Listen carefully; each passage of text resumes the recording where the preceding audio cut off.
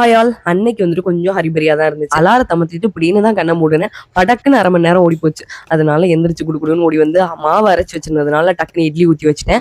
அதுக்கப்புறம் வந்துட்டு சாதம் வச்சு விட்டுட்டு கூட்டுக்கு வந்துட்டு பருப்பையும் குக்கர்ல வேக வச்சு விட்டுட்டேன். இட்லி அவிஞ்சு முடிச்ச உடனே. முன்னாடி ஒரு நாள் சவுச்சோ பாதி நறுக்கிட்டு மிச்சம் இருந்துச்சு. ஸோ அதை கூட்டா பண்ணி முடிச்சு விட்டுறலான்ட்டு தான். இல்லைன்னா வேஸ்டா போயிடும் அப்படிங்கிறதுனால அதை தான் அன்னைக்கு கூட்டு வச்சேன். இப்போ நான் சொல்ற விஷயம் வந்துட்டு கண்டிப்பா எல்லாருக்குமே நடந்திருக்கும். ஸோ யார் யாருக்கெல்லாம் நடந்துச்சு அப்படின்னு லாஸ்ட்ல கமெண்ட் பண்ணுங்க. சின்ன வயசுல வந்துட்டு நமக்கு ஸ்நாக்ஸ் கொடுப்பாங்க. எங்க வீட்டுல வந்துட்டு இந்த பாகப்பிரிவினை ஆளாளுக்கு தனித்தனி என்ன ஸ்நாக்ஸா இருந்தாலும் அப்படி அன்னைக்கு ஒரு நாள் வந்துட்டு எங்க அம்மா ஜெல்லி வாங்கிட்டு வந்து கொடுத்தாங்க. நானும் தம்பியும் அப்பவே சாப்பிட்டோம். ஆனா என் தங்கச்சி இருக்கு பாருங்க, எப்ப கொடுத்தாலும் அது அப்ப சாப்பிடுறது இல்லை. அதுக்கப்புறம் லேட்டா சாப்பிடுறது, அடுத்த நாள் எங்களை பார்க்க வச்சுட்டு சாப்பிடுறது, இந்த மாதிரி. அப்படி அன்னைக்கு அவங்க கொடுத்த ஜெல்லி வந்துட்டு அப்ப சாப்பிடல. அப்ப கொண்டு போயிட்டு ட்ரெஸ்ஸுக்கு பின்னாடி ஒளிச்சு வச்சிருக்காங்க. அடுத்த நாள் காலைல பாக்குறப்ப டப்பா மட்டும் தான் இருந்துச்சு. ஏன்னா ஜெல்லி வந்துட்டு எறும்பு சாப்பிட்டு போயிருச்சு.